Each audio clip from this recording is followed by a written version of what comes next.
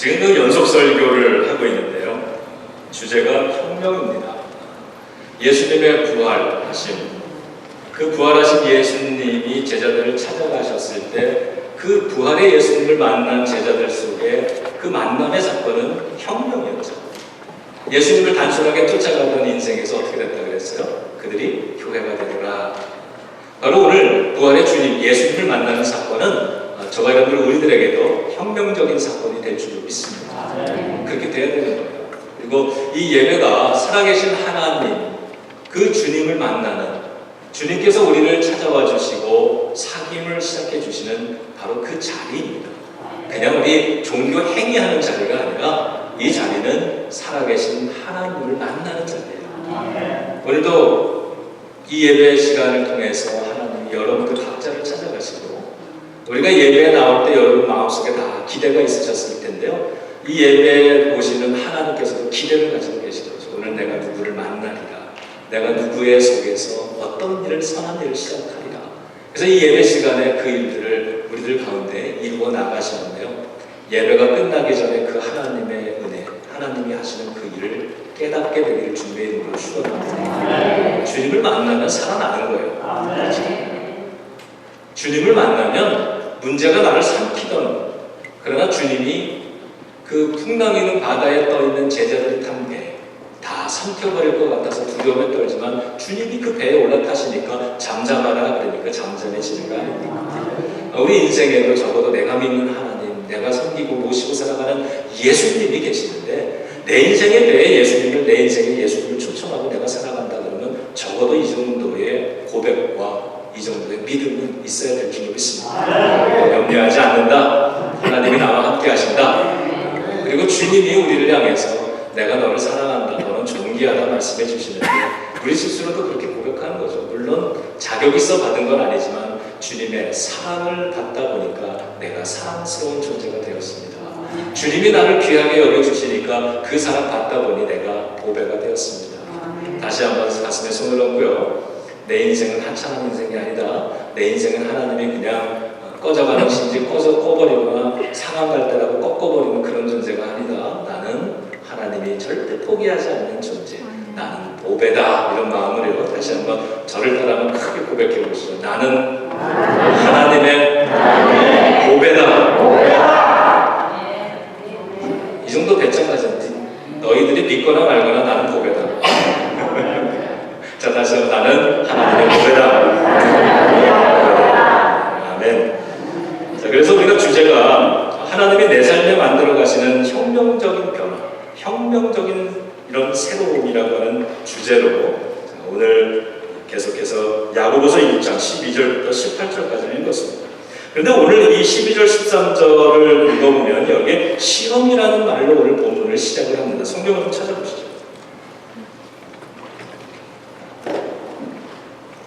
자, 12절 시험을 참는 자는 복이 있나니 같이 읽죠. 이는 시련을 견디어낸 자가 주께서 자기를 사랑하는 자들에게 약속하신 생명의 면류관을 얻을 것이기 때문이다. 자, 우리 지난주에도 읽었던 본문 구절인데, 자, 12절에서는 이 시험을 뭐라고 이야기를 하냐 하면 시험을 참는 자는 복이 있다고 얘기를 합니다. 그러니 잘 견뎌라 이렇게 얘기합니다. 그러면 생명의 면류관이 너에게 주어질 것이다 이렇게 얘기합니다. 이 시험이라고 하는 단어를 영어 성경을 찾아보면 많은 영어 번역들이 이것을 테스트 이렇게 번역을 합니다. 혹은 트라이얼, 시련이라고 하는 말로 번역을 하고 있습니다. 여러분, 이 테스트라고 하는 게 뭔가요? 학교에 가면 시험을 치릅니다. 퀴즈를 보기도 하고 이그잼을 보기도 하고 무엇이 되었든지 간에 학교에서 학생들에게 주는 시험은 학생들을 쫓아내려고 하는 게 아니죠. 학생들이 얼마나 공부를 못 마치게 해가지고 가능하면 학교에서 쫓아내려고 하는 게 아니라 우리 학생들 가운데 공부를 열심히 한 사람이 누군지, 잘 따라오고 있는지, 누가 우수한 학생인지 이것을 찾기 위해서, 다시 말하면 학생들을 점검하고 세워주기 위해서 테스트를 하는 것이지, 과락을 시키고 납득을 시켜가지고 학교에서 쫓아내려고 테스트를 하는 학교는 없습니다. 오늘 이 12절의 테스트라고 하는 것, 그것은 바로 이러한 것을 말하는 거죠. 테스트는 믿음의 사람을 무너뜨리려고 주어지는 게 아니라 그들을 생명의 멸관을 주기 위해서, 그걸 위해서 주는 것이다. 여러분, 이 13절로 넘어가 보시면 또 시험이라는 말이 나옵니다. 한번 읽어보죠. 사람이 시험을 받을 때 내가 하나님께 시험을 받는다 하지 말지니 하나님은 악에게 시험을 받지도 아니하시고 친히 아무도 시험하지 아니하시느니라. 자, 시험을 받을 때 우리 종종 그렇게 얘기합니다. 삶의 시험이 오면, 어려움이 오면, 하나님께서 왜 나에게 이런 고난을 주시나? 하나님이 왜 나를 시험하시니까? 하나님이 나를 시험하는 거, 이렇게 얘기하는데 그렇지 않다는 거, 그렇게 말하지 말라는 거예요. 하나님은 사람을 직접 시험하는 분이 아니다, 이렇게 13절에 이야기를 합니다. 이게 무슨 말일까요? 여기서 쓰여진 이 시험이라고 하는 말은 성경에는 temptation, 이렇게 번역을 합니다. 유혹이라는 거죠. 그러니까 이 테스트라고 하는 것은 여러분 우리가 잘 견뎌야 합니다. 이 테스트를 당했을 때는 내가 이것을 어떻게 다루고 있는가, 어떻게 반응하는가를 하나님이 보고 계시다는 거예요. 그리고 사람들이 본다는 거고요. 우리 자녀들이 같이 본다는 거예요. 우리 아버지, 엄마가 고난이 왔는데 요즘 어려운데 어떻게 하시나 본다는 거예요. 주변에 있는 사람들도, 교우들도 보고요. 저 사람은 저런 어려움이 올 때 저렇게 변하는구나. 그리고 무엇보다도 사람의 눈보다 하나님이 보신다는 거죠. 그래서 이 테스트는 잘 견디면 유익이 돼서 생명의 멸류관 하나님이 존귀하다 말씀해주고 사람들이, 자녀들이 존경해주는 그러한 멸류관이 된다. 그러나 템테이션은 다르다는 거예요. 내 속에 이 템테이션이 그 원인이 22번째 13절의 시험은 왜 오는 거예요? 그 사람에 무엇 때문에 온다 그럽니까? 자, 14절 있습니다. 오직 각 사람이 시험을 받는 것은 무엇 때문에? 내 안에 있는 욕심 때문에 이 시험이 유혹이 오는 거다는 거예요. 내가 욕심을 부려가지고 그렇게 어려움을 당해놓고 왜 하나님 이렇게 나에게 고난을 주십니까? 라고 말하지 말라는 거예요. 내가 욕심내가지고 일을 크게 벌렸다가 몽땅 다 잃어버리게 되면 하나님 왜 나를, 그렇게 말하지 말라는 겁니다.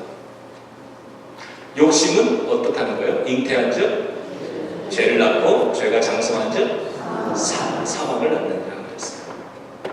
시험은 자기 욕심에서 시작이 됩니다. 이거는 견뎌지는 게 아닌 거예요. 그리고 더군다나 이것은, 이러한 시험은 자라난다고 이렇게 성경이 이야기를 합니다. 욕심으로 시작했던 것이 어떻게 돼요? 죄가 되고 죄가 결국엔 사망에 이른다. 그러므로 계속 키우지 말라는 겁니다. 이것을 우리 안에 마음속에 잉태시킨 것처럼 그렇게 이것을 내 안에 품고서요. 우리가 아이를, 여자분들이 임신을 하면 9개월을 키우는데 우리 안에 이걸 욕심을 집어넣고서 이걸 계속 키우지 말라는 거예요. 이게 계속 죄가 되고 오래가면 삶이 망한다는 거죠. 사망에 이른다. 중단해라. 앞에 있는 테스트는 사람을 세우려고 주지만 이 뒤에 있는 템테이션, 시험은 사람을 허물어뜨리기 위해서 다가오는 것입니다. 자, 오늘 이 말씀을 가지고 내 속에 하나님께서 만들어가고 계시는 이 혁명이 무엇인가를 한번 생각해 봅니다. 하나님께서 내 안에 오늘도 늘 보던 대로 보고 생각하던 대로 생각하던 이러한 마음의 혁명적인 이 변화를 만들어내는 것. 그래서 성경을 읽고 주님의 은혜를 경험하면 뭐가 달라지냐면요, 인생을 바라보는 해석이 달라지는 거예요. 그래서 저는 믿음을 해석이라고 생각을 합니다. 믿음을 다른 말로 표현해보자 하면 여러 말이 있겠지만 그 중에 저는 해석이라는 말을 참 좋습니다. 예전에 내 인생에 지나갔을 때 이 은혜를 모를 땐 보면 어려우면 고난이었고 좋은 일이 일어나면 야, 내가 그때 운이 좋았어, 재수가 좋았어. 그러나 하나님의 은혜를 알고 성경의 말씀을 알고 그때를 다시 되돌아보니까 내가 우연이라고 생각했던 일은 하나님이 주신, 인도하신 필연이었고 하나님의 섭리였어요. 내가 재수가 좋았다고 생각한 것 속에는 하나님의 도우신 은혜의 손길, 섭리가 있었던 겁니다. 그러한 시각의 변화가 혁명적인 사건처럼 내 삶 속에 일어나는 겁니다. 그러면 믿음 이후에 내 삶이 변화되는 거예요. 이게 변화되지 않으면 10년을 믿음 생활, 교회 생활을 했는데 진짜 교회 생활로 끝나는 거죠. 교회 생활. 우리가 교회 생활이 아니라 그걸 넘어서서 이 교회에서 신앙생활을 잘 하길 바랍니다. 그래서 주님을 만나고 나서 내 인생에 대한 시각이 변하고 내 고백이 변하고 나의 태도가 반응이 변하면서 그걸 통해서 생겨나는 열매가 달라지는 인생. 그게 바로 주님이 오늘 우리 속에 만들어가는 은혜의 역사라고 하는 거죠. 그래서 오늘 그런 의미에서 오늘 본문을 가지고요, 저를 따라해 보겠습니다. 첫 번째는 어제를 살지 말고 오늘을 살자. 여러분, 처음 자전거를 탄 게 몇 살이세요? 우리 여자분들 중에 자전거 타실 줄 아는 분 계세요? 손 한번 주세요. 여자분들 중에. 일부의 배트랑 비율이 비슷하시네요. 남자분들은 대부분 아마 타실 거라고 생각을 하는데, 여러분 그때도 한번 생각해 보세요. 자전거를 처음 배웠던 순간이 누구에게나 있을 거예요. 저도 이 어릴 때인데요. 그때가 나이는 정확하지 않습니다만 아마 국민학교 뭐 들어갔거나 들어가기 전이었던 것 같아요. 근데 그때 우리 교회 뒷마당에 이렇게 언덕이 좀 이렇게 있었습니다. 똑같았어요. 누구나 배우는 거. 그때 자전거 기억은 안 나지만 그때 자전거라는 게 다 시커먼 화물 자전거였거든요. 큰 거. 나는 조그매고 감당도 안 되는 거. 이거를 이렇게 뒤에서 형이 잡아줍니다. 그럼 나는 올라타죠. 이렇게 좌우로 막 흔들리는 걸 형이 잡고 있죠. 그리고서 이제 같이 뛰어가 주죠. 그럼 나는 이제 페달이 발도 제대로 안 닿는 페달을 돌리면서 이렇게 가면 놔두면 가다가 쓰러지고 이렇게 배웠던 기억이 나요. 그러다가 이제 조금 내가 좀 갈 수 있게 되니까 그 언덕 위로 자전거를 가지고 와서 형이 여기서 내려가 봐라 이러고는 뒤에서 내가 붙잡아 줄게 이러고서는 뭐 우리 형은 똑같은 수법을 썼어요. 자, 내려가라 시작 그리고 탁 놔두고 자기는 언덕 위에 서 있고 나는 한참 가다 형이 붙잡아 준 줄 알았는데 보니까 형이 없는 거예요. 이렇게 뒤돌아봤을 때 넘어졌던 기억도 있어요. 그 언덕 위에서 우리 형들이, 동네 형들이 자전거를 탈 때는 이렇게 타는 거예요. 그 위에서 딱 자전거에 올라타가지고요, 그 언덕을 내려올 때 두 다리를 페달에서 떼고서 발을 탁 걸려요. 페달에서. 그리고는 이렇게 쫙 내려갑니다. 그러면 그 언덕이 높은 언덕은 아니었지만 내려오면서 가속이 붙죠. 그러면서 쫙 하고 나서 저 멀리까지 가서 탁 쓰는 거예요. 너무 재밌는데 나는 어리잖아요. 운전 기술도 별로 없고 자전거는 너무 무겁고 크고. 저도 올라가서 합니다. 그래서 위에서 내려가는데 뒤에서 밀어줘서 내려가는데 막 가속도가 붙을 때 되면은 무서운 거예요. 무서운 거예요. 그럼 어떻게 하겠어요? 페달을 돌리는 게 아니라 브레이크를 잡잖아요. 그래서 브레이크를 쫙 잡아요. 그럼 속도가 좀 줄어요. 그럼 다시 또 내려갑니다. 또 조금 내려가다 보면 가속이 붙으면 또 속도가 점점 올라가면 또 브레이크를 잡아요. 이렇게 브레이크를 서너 번 잡는 거죠. 이러다가 보면은 나는 내가 타는 그 자전거의 속도는 항상 일정 속도 이상은 올라가지 못하는 거예요. 그런데 가만 보니까요, 누가 뭐 내려가지 말라고 누가 빨리 내려가지 못하게 한 것도 아니고 형이 뭐 말린 것도 아니고 그러는데도 내가 용기가 없어서 내가 두려워서 브레이크를 잡고 발을 놨죠. 시간이 지나고 나서 보니까 어른이 되어서도 내 인생의 자전거를 타면서 이러고 있는 모습들을 종종 발견하는 거예요. 인생이 너무 때로는 무겁고 때로는 넘어질까 걱정되기 때문에 인생의 자전거를 타고 내려가는데 누가 말리는 사람도 없는데 누가 너 속도 내지 말라고 제지하는 사람도 없고요. 너 꼭 브레이크 밟아라 그렇게 강요하는 사람도 없는데 이 인생의 자전거를 타고 내려올 때 속도가 좀 빨라지는 것 같으면 끊임없이 브레이크를 잡는 겁니다. 그래서 인생이 계속 브레이크 걸린 인생 같아지는 거예요. 여러분, 어제와 같은 오늘을 살면서 내일은 달라지기를 원한다는 건 말이 안 되지 않습니까? 오늘 나의 모습은 어제 내가 살아온 결과죠. 그렇다면 내일이라고 하는 것도 오늘 내가 지금 살아가고 있는 나의 삶의 모습의 결과일 거예요. 어제와 같은 방법으로 살아서 오늘 내가 여기 있는데 그 방법으로 오늘을 산다라고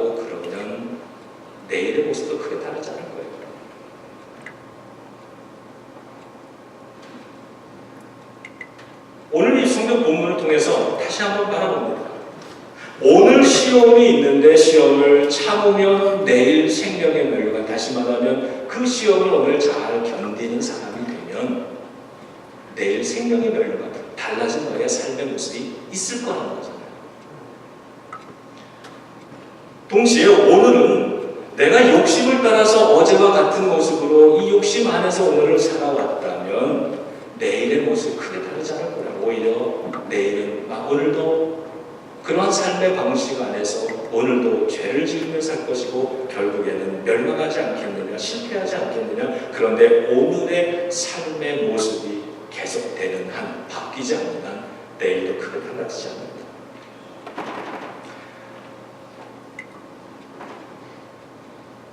우리의 인생을 때로는 내 힘 스스로 바꾸지 못할 때도 참 많습니다. 그리고 인생은 물론 방정식이 아닙니다.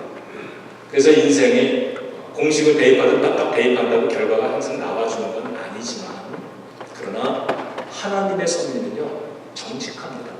공의의 하나님이라고 우리가 고백합니다. 그리고 성경은 우리에게 정직한 결실을 먹는 인생이 복된 인생이라고 얘기를 합니다. 삶을 보니까요, 일확천금, 복권이 맞는 사람 가끔 있는 것 같은데요, 되게 그런 일이 일어나지 않습니다. 내가 꿈꾸는 일확천금의 인생, 대박나는 인생, 그렇게 많지 않습니다.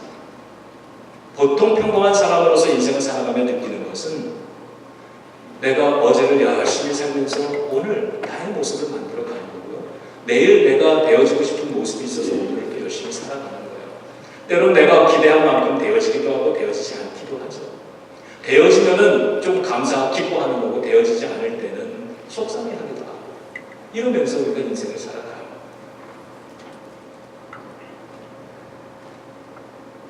나는 잘 바꾸지 못하지만 우리의 인생을 바꾸는 분은 하나님이신 줄로 믿습니다. 하나님은 내가 못하는 나의 영역에 있어서도 하나님은 하실 수 있다고 믿습니다. 그래서 우리가 나 혼자의 힘으로 최선을 다해서 이만큼 살 수 있다면, 여기에 하나님의 도우심을 받아서 이것보다 더 큰 삶을 살 수 있다면 그게 바로 믿음의 복이라고 생각합니다. 인생을 바꾸시는 분은 하나님. 그렇다면 믿음도 마찬가지 아니겠습니까? 어제 같은 믿음으로 오늘 나의 결과가 있다면, 나의 모습이 있다면, 오늘을 살아가면서 어제 같은 믿음 그대로 가지고 살면서 어떻게 내일은 더 큰 축복을 기대할 수 있겠습니까? 그래서 내일 변화된 삶을, 지금의 나의 모습보다 더 나은 새로운 삶을 원한다면 오늘의 믿음을 어제의 믿음과는 다르게 바꾸셔야만 되는 거예요. 하나님은 공의로 오셔서 그러한 사람들을 지키신다는 거예요. 테스트를 잘 견디면 생명의 멸류관을 주신다고 약속하십니다. 하나님은 절대로 그렇게 해보면 생명의 멸류관 너희들이 혹시 받을 수 있을지도 몰라 이러지 않으시는 거예요. 내가 너를 주리라. 언덕 위에 자전거 이야기로 다시 돌아가보죠. 여러분, 한 번이 중요한 거예요. 처음이 중요하죠. 내가 브레이크를 밟고 내려왔는데 제가 그 이후에도 계속 브레이크 밟지는 않았을 거 아닙니까? 저도 언젠가는 거기를 브레이크를 잡지 않고 형들처럼 그러고 쌩 하고 내려온 적이 있죠. 기억은 잘 안 나지만 나는 분명히 그 단계를 넘어갔을 겁니다. 브레이크를 밟고 싶은 마음이 올 때 그것을 밟지 않는 용기를 한번 내봤죠. 언젠가 그 끝까지 브레이크 밟지 않고 내려가본 그 내려감을 경험한 그날, 기억은 잘 안 나지만 아마 기뻤을 거예요. 야, 내가 했구나. 내가 이제 형들이 하는 걸 나도 했구나. 여러분, 자전거 브레이크 밟지 않고 언덕 밑으로 내려간다고 무슨 잡이 생깁니까? 큰 돈이 생깁니까? 무슨 정당에서 명예가 생깁니까? 그런 건 전혀 아니죠. 그런데도 불구하고 그거 한번 타고 내려오는 게 마치 세상을 다 얻은 것처럼, 세상을 다 이길 수 있는 그 자신만만한 이 기쁨이 있는 거 아니에요? 여러분, 이것이 행복인데 어른이 돼가지고도 우리 인생의 자전거 타는 이 인생의 운전도 꼭 뭘 얻으려고만 하는 것이 아니라 이러한 기쁨을 맛보며 살 때 그것이 행복의 기쁨이 있습니다. 인생의 브레이크요, 스스로 잡는 거예요. 누가 잡으라고 강요하는 사람 없습니다. 믿음의 브레이크 마찬가지예요. 저분이 참 은혜 받고 열심히 하고 뭔가 신앙의 다음 지경, 다음 단계로 넘어갈 수 있을 것 같은데 보면은 항상 다시 뒷걸음질 치는 이런 분들이 참 많아요. 저기서 조금만 더 들어가면 새로운 믿음의 지평이 열려질 텐데, 그런데 열심히 하는 것 같지만 항상 결정적인 순간에 뒤로 물러서는 거예요. 야, 저분이 수요일을 나오고 새벽 기도를 나오고, 아, 이제 뭔가 저분의 삶 속에 이제 살아나는 어떤 변화의 뭐가 있겠구나. 그러다가 보면은 조금 있으면 안 보이는 거예요. 무언가 나갈 것 같은데 인생의 믿음의 브레이크를 자꾸 잡는 거죠. 하나님의 축복은 받고 싶은데, 믿음이 더 좋은 사람이 되고는 싶은데, 시간이 지나서 내일의 자리에 가보면 변함없는 나의 모습으로 서 있는 거죠. 무엇을 해야 할까? 오늘 성경은 그것을 넘어서라는 거죠. 삶의 방식, 죄를 가지고 살아가는 그러한 욕심을 가지고 살아가는 삶의 방식을 믿음의 방식으로 바꾸지 않으면 우리의 결과는 항상 하나님 앞에 같다는 겁니다. 야고보서 1장 13절 이렇게 얘기합니다. 하나님은 친히 아무도 시험하지 아니하시는지라. 하나님이 저와 여러분 우리들의 인생에 이 브레이크 밟으라고 그렇게 말씀하지 않는다는 겁니다. 하나님께서 우리의 믿음이 전진하지 못하도록 그렇게 브레이크 밟으시는 분이 아니라는 겁니다. 하나님은 친히 아무도 시험하지 않는다. 하나님의 뜻은 우리 모두가 그 언덕에서 저 아래까지 빠른 속도로 한번 내려가 보기를 원합니다. 넘어지지 않고 내려가는 그 용기를 체험해서 그렇게 이제는 브레이크를 잡는 인생이 아니라 빨리 저 밑까지 내려가서 기뻐하는 인생이 되기를 주님은 원하고 계시다는 겁니다. 자, 두 번째입니다. 따라해 보시죠. 가장 나아다운 나로 살아가기 원하시는 하나님. 하나님은요, 저와 여러분들 나를 다른 사람처럼 살아가기 원하신다고 생각하지 않습니다. 내가 가장 나다운 모습으로 살아가기를 원하십니다. 사람들의 인생의 3분의 2의 시간을, 그 열정을 다 뭐를 위해서 소비하냐면 남들처럼 되어지는 것을 위해서 소비를 한다. 이거는 쇼펜하우어의 말입니다. 사람들은 인생의 3분의 2를 다 남들처럼 되는 것을 위해서 씁니다. 가만히 보니까 제가 자녀들, 이제 큰 아이가 이제 대학 갈 때가 되니까요. 제가 보니까 내가 그러고 있는 거예요. 이 아이를 남들처럼 뭐 좋은 학교, 좋은 대학 뭐 이런 데 가기를 원하면서 남들처럼 되어지라고 그렇게 잔소리를 하는 거예요. 그래서 이 아이의 모든 인생은 자기 꿈을 키우고 행복하게 살 수 있는 거기에 집중하면 좋은데, 이 아이는 늘 우리 세상에 누가 만들어 놓은지 모르지만 사회가 만들어 놓은 이 스탠다드에 걸쳐서 살아갈 수 있게 하려고, 남들처럼 그렇게 살아가게 하려고 그렇게 잔소리를 많이 하는 거죠.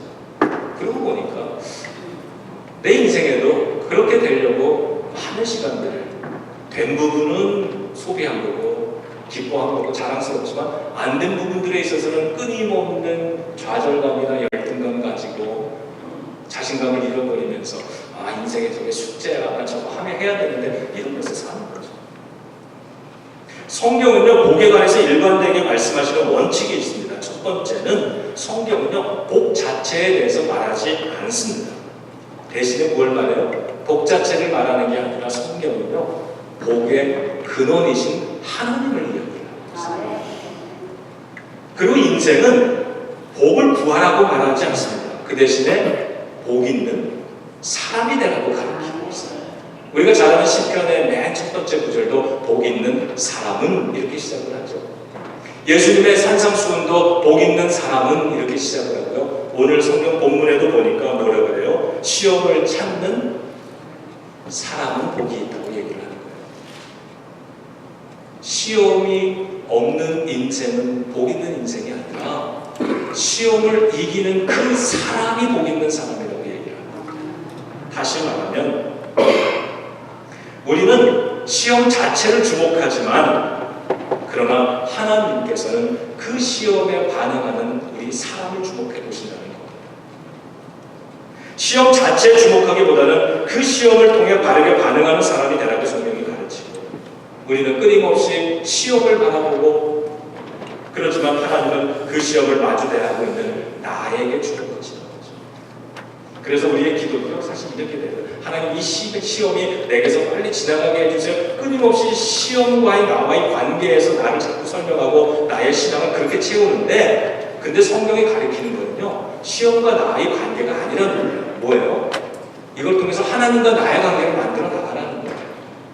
그래서 하나님, 시험이 왔는데 이 시험 자체를 기도하는 게 아니라 나를 위해서 기도하는 거예요. 하나님, 내가 시험을 만났는데 이 시험을 이길 수 있는 사람이 되게 해주세요. 이 시험에 내가 지지 않게 해주세요.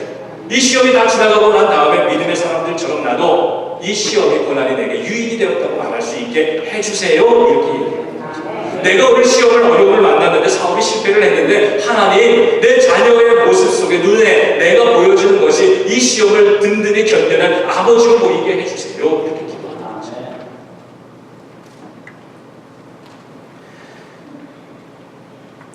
성경에 보니까 시험이 커가지고 7배나 뜨거운 풀무불 같은 그런 시험을 만난 사람이 있었어요. 사드락, 메삭, 아벳느고, 그리고 그의 친구였던 다니엘. 성경은 많은 시간을 할애해서, 많은 페이지를 활용해서 그들이 당하고 있는 7배나 뜨거웠던 풀무불이 뭐냐를 설명하고 있지 않습니다. 그들이 당했던 고난은 딱 한 단어예요. 7배나 뜨거운 풀무불. 더 많은 시간은 뭐를 묘사하고 있는가요? 다니엘과 그의 친구들이 이 7배나 뜨거운 풀무불 앞에서 어떻게 신앙을 말했는지, 어떻게 그것을 안으로 들어갔는지, 그리고 하나님은 그 안에서 어떻게 그들과 동행해 주셨는지, 그리고 그들이 어떻게 손상되지 않고 그 시련을 다 견뎌내고 하나님의 영광을 드러냈는지, 여기에 성경의 많은 페이지를 한다는 거죠. 누구나 마주대하는 신앙의 사이즈는 각각 다를 수 있지만 그 시험에 대한 반응을 할 수 있는 것. 하나님은 오늘 나를 남들과 똑같이 어떤 스탠다드에 맞춰서 살아가라, 이렇게 말씀하시는 게 아니라요. 이 시험 앞에 너는 오늘 어떻게 생각하고, 이것을 어떻게 무릎 꿇고 기도하고, 너는 이것을 어떻게 나에게로 가지고 가고, 너는 그 용기를 내야 될 때 어떻게 힘을 냈으며, 그것을 어떻게 견뎌내고 마지막에 어떤 모습으로 서는지, 주님은 우리에게 그것을 요구하는 거죠. 더우시죠? 인생은. 저희 가운을 입어가지고요, 700까지는 안 되지만 여러분 2배는 뜨거운 시간을 그리 할지라도 이 뜨거운 것에 내가 어떻게 반응하고 있느냐. 제가 설교를 하면서 계속 이런 설교를 하면 여러분들은 나를 아이고 참 산만하다 이러시. 제가 마치 뜨거워도 더워도 뜨겁지 않은 척 이렇게 예배를 드리면, 야, 저 사람 그래서 잘 참는구나, 이렇게 좀 생각해 주지 않겠어요?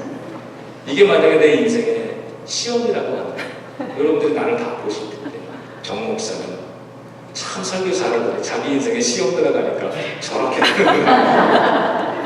이건 아니죠. 저는 내 인생에 만나는 여러 가지 크고 작은 문제들, 여기에 내가 나만의 모습으로 하나님 앞에 반응하고 나만의 모습으로 서고 싶습니다. 그래서 이런 기도를 드려봅니다. 하나님, 남다른 모습으로 내가 승리해보기를 원합니다. 남다른 모습으로 하나님께 영광 돌리기를 원합니다. 우리 교회들 다 훌륭한데요, 이분들이 다 하나님 앞에 큰 영광을 갖고 올라가는데, 저는 이분들보다 더 남다르게, 더 크고 더 특별한 그러한 영광을 좀 하나님께 가져갈 수 있으면 좋겠고, 하나님도 우리 모두를 골고루 사랑하시지만 저 사람들 가운데 나에게는 특별한 사랑으로 나를 좀 봐주시면 좋겠습니다. 이런 거룩한 욕심을 한번 가져요.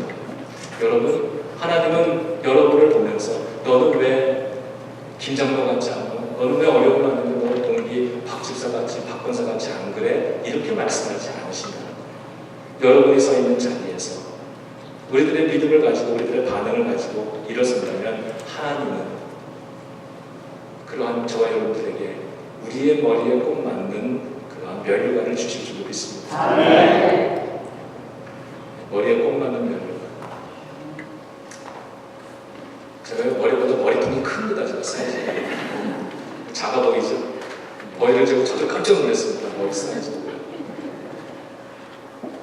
그 졸업식 가운이 와가지고 아까 몰래 아무도 안 볼 때 모자를 써봤거든요. 안 들어가요. 지금 풀었어요.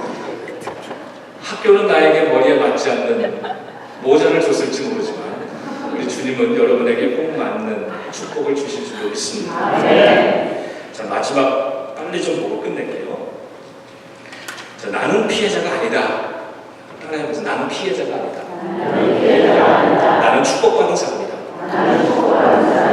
우리가요, 성경이 말하는 너는 참 귀한 존재야 이렇게 말하고 계시는데 우리 인생을 바라보는 것도 야, 내가 네 인생에 시험 준 거 아니야. 인생에 어려운 거 있는 건 네가 네 인생 다시 한번 잘 주는 거예요. 믿음으로 다시 한번 세워봐.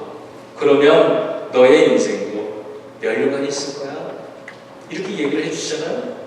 근데 이게 잘 안 돼가지고 인생을 이런 성경이 가르쳐주는 시각으로 보지 않고 그냥 내 마음대로의 시각으로 그냥 이렇게 보면 그러면요, 아, 왜 내 인생을 왜 하나님 나를 이렇게 안 도와줘? 왜 하나님 나를 이렇게 고난을 줘? 이렇게 나온다는 거예요, 해석이. 그럼 이게 계속 반복되다 보면 그러면 사람이 자존감을 잃어버립니다. 자존감을 잃어버리면요, 모든 사람을 다 적으로 여겨요, 적으로.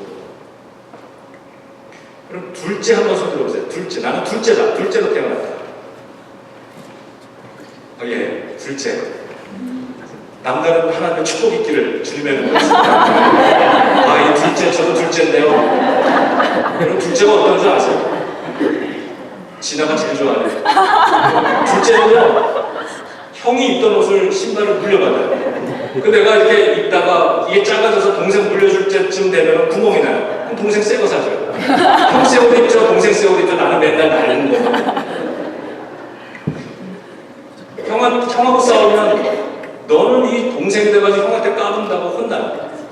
동생 때리면 너는 조그만 동생 돌보지도 않는다고 또 혼나요. 이게요, 삶에 차곡차곡 쌓이는 어떤 마음이 드는지 아세요? 아, 인생 그지 같다. 나는 맨날 좋은 거 지내만 다, 새 거는 다 지내고 왜 내 인생은 이래? 나의 존재는 이런 거야. 인생이 이제 나에게 닥치는 인생의 해석은요, 다 인생은 나에게 부르는 거예요.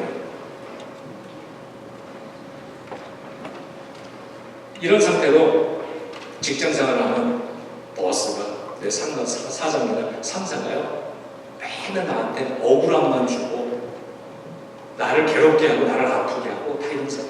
돌아서면 나쁜 놈, 맨날 힘들기만 하고 저 인간은 어디 가서 뭐 안 된다고. 친구도 그렇고 동료도 그렇고 모든 사람은 다 저기에 나에게 상처를 주고 나를 힘들게 하고 나를 억울하게 만드는. 어떻게 세상에 그렇게 다 한두 사람은 그럴지 몰라도 어떻게 모든 사람이 다 그러겠는가? 내가 잘못된 거지.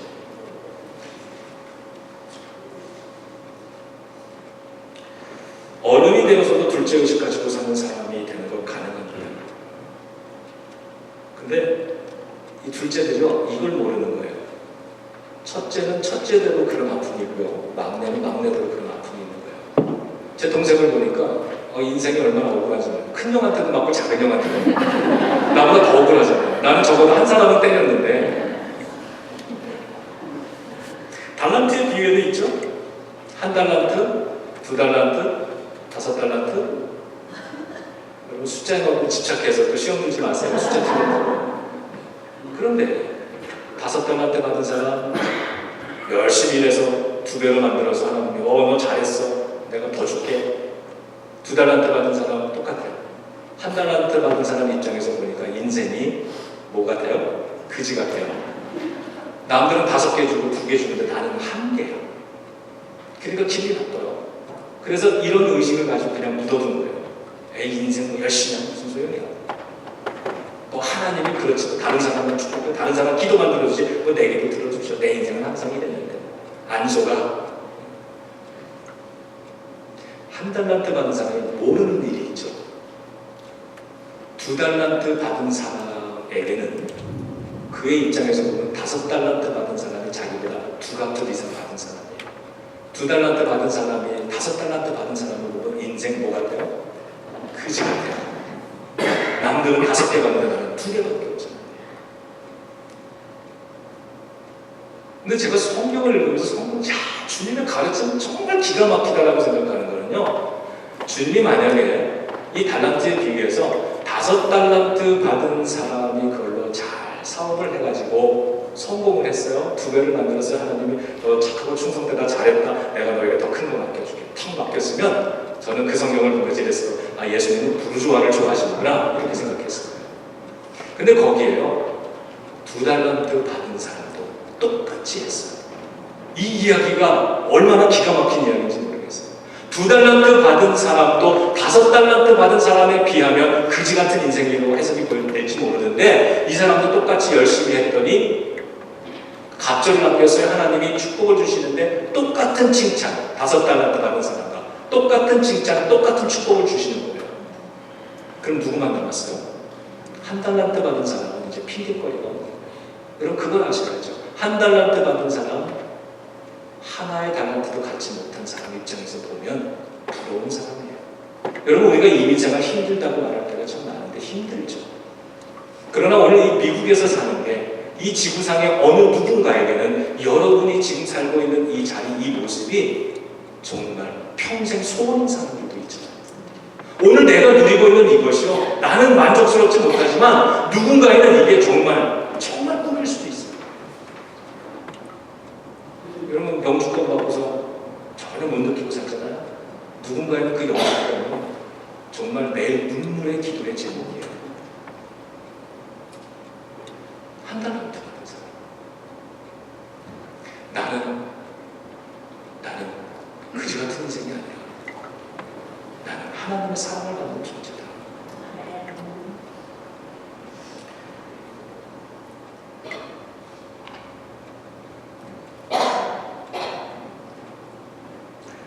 나는 누구인가? 여러분 이거 참 그렇게 이런 불평하고 이러는 거 전형성이 있어가지고 이런 남편 만나면 집에 가서 맨날 그러죠. 아우 이 직장 상사 이 사람 때문에 내가 얼마나 괴로운지 알아. 아우 이 동료 옆에 우리 후배 그러죠. 그러면 와이프는 사정 모르잖아요. 그 얘기 이렇게 듣다 보면 전염돼가지고 똑같아져요. 이 남편은 교회생활 잘하는데 와이프가 어느 날 집에 가서 그러는 거야. 아, 이 교회가 이게 이러고 투덜투덜 되면 남편이요 신앙생활 잘하다가 갑자기 교회가 싫어지는 거야. 이거 뭐예요? 전염되는 거예요. 인생에 그러니까 아담과 이브 아니야. 거기에 먹음직하고 보암직하고 그러는데 이거를 가지고서요 자기 혼자 먹으면 되면 먹고서 계속 이거 좋은 거야 계속 하나님 이거 왜 괜히 먹게 한 게 아니야 이거 뭐 투덜투덜 대다가 그리고 옆에 있는 사람도 동달아 먹어버리는 거 아닙니까? 나는 누구인가? 나는 하나님의 사랑받는 존재다. 야고보서 1장 13절은 하나님은 아무도 시험하지 않는다 그랬습니다. 하나님은 여러분 한 사람 한 사람 시험하지 않습니다. 17절에 그 대신에 뭐라고 얘기하냐면 하나님께로부터 오는 것은 뭐라고 그래요? 17절 온갖 좋은 은사와 온전한 선물이 다 위로부터 빛들의 아버지 하나님께로부터 오는 것이다. 하나님은 우리에게 무엇을 주세요? 좋은 것, 좋은 은사, 이걸 좋은 선물을 주시기 원하신다는 거예요. 그러면서 뒷구절 보면 하나님은 변함이 없으시고 회전하는 그림자도 없으시다고 그랬는데 이 회전하는 그림자라는 말이 이 시대에 쓰는 관용어인지 아니면 속담인지 잘 모르겠습니다만 이 그림자가 이렇게 오죠. 그림자는 뭐 지구의 자전인가 공전인가 이런 걸 통해서 얻어졌지 햇빛이 오잖아요. 1부에는 안 그런데 3부에 되면 천정에서 빛이 들어와서 저쪽에 비치거든요. 그럼 저기 앉은 사람이 햇빛이 오는 게 방해가 되니까 여러분 가만히 견디면 어떻게 되냐면 한 10분쯤 지나면 햇빛이 이렇게 왼쪽으로 이동을 합니다. 그다음 조금 지나면 예배 끝날 때쯤 되면 이쪽에 햇빛이 와요. 근데 저쪽에 내가 앉았는데 햇빛이 오니까 이쪽으로 싹 피했어요. 10분 후에 햇빛이 나. 여기로 가면 또 나를 따라오면 예배 시간 내내 햇빛 받으면서 어떤 사람은 이 햇빛이 받아지만 어떤 사람은 좋대요. 창문을 가려야 되나 말아야 되나 결정을 못하겠어요. 하나님께로부터 오는 것은 좋은 거 변하지 않는 것. 이 그림자는 변하는 거죠. 시간을 따라서 이렇게 바뀐다. 근데 하나님은 변하지 않는다. 하나님은 모든 것의 중심이 되기 때문에 그림자가 없으시다. 변하지 않으신다는 뜻이죠. 오늘 나에게 시험을 줬다가 안 줬다가 축복했다가 안 했다가 이런 하나님 아니시다. 하나님은 한결같이 저와 여러분도 우리에게 좋은 것을 주시기 원하십니다. 믿으시면 그게 아멘. 그래요. 자, 마지막 18절 읽고 끝내겠습니다. 그가 그 피조물 중에 우리로 한 첫 열매가 되게 하시려고 자기 뜻을 따라 진리의 말씀으로 우리를 낳으시느니라. 우리로 첫 열매가 되게 해주시려고 그랬어요. 여러분, 첫 열매는요, 성경에 의하면 하나님이 내 것이라고 말씀하신 유일한 겁니다. 첫 열매는 내 것이다. 그래서 첫 열매는 하나님께 바치라는 겁니다. 그게 물질이 됐든 무엇이 됐든. 그런데 너를 내 첫 열매라고 말씀해 주시는 건 내가 하나님이 넌 내 거야 이렇게 말씀해 주신다는 겁니다. 여러분 가슴 피세요. 내가 이래봐도 이런 존재입니다. 7배나 뜨거운 푸른불 앞에 섰지만 나는 이런 존재입니다. 자, 그러면서 뭐라 그러냐면 내가 진리의 말씀으로 너를 낳았다 말씀합니다. 하나님이 나를 뭐로 낳았어요? 출산을 나를 뭐로? 진리의 말씀으로. 근데 오늘 위 구절을 보니까 하나님은 진리로 나를 잉태해서 나를 낳으셨는데 이렇게 낳아준 이 인간이 자기는 뭘 자꾸 낳아요? 뭘 출산해요? 사망을 낳는다는 거잖아요. 하나님은 나를 존귀한 인생으로 만들어 주셨는데 이놈의 인생이 살아가면서 자꾸 사망만 출산하는 거예요. 이거 아니라는 거잖아요. 내가 하나님의 말씀에 그 생명의 말씀으로 진리의 말씀으로 내가 하나님께로부터 나은 사람이라고 존재라고 한다면 나도 생명의 말씀으로 아름다운 열매를 낳아야 되는데 그러니까 어떻게 해야 되는 거야? 너의 인생 그런 인생 아니야. 그렇게 자꾸 죄를 짓고 사망에 이런 거를 계속 출산하는 그런 인생이 아니야. 하나님이 너를 만드신 인생, 너에게 기대하는 인생은 지금도 생명의 멸류관을 얻는 인생이야. 하나님은 너에게 좋은 것을 주시려고 이미 허락해 놓으셨으니 그 좋은 허락된 그것을 네가 이제는 누리면서 살면 좋겠어. 여러분, 오늘 이 말씀 붙들고 우리의 인생을 바라보는 우리의 반응, 여러분의 반응, 여러분의 해석, 이것을 오늘 성경의 말씀대로 바꾸시기를 주님의 축원합니다. 우리의 인생을 다르게 보고 내 인생에 일어나는 여러 가지 불행적인 사건들도 다르게 해석을 하고요. 그것을 통해서 내가 무너지는 그런 템테이션의 시험이 아니라 하나님은 이것을 통해서 나를 존귀한 자로 만드시려고 하는 그러한 내가 하나님의 거룩한 테스트 안에 있다라고 하는 인생을 가지고 내가 오늘 이 문제 앞에 어떻게 살아가는가를 하나님은 보십니다. 주변에 있는 사람들이 보고 우리 여러분의 자녀들이 볼 것입니다. 여러분 승리하시는 저 여러분들 되길 주님의 이름으로 축원합니다.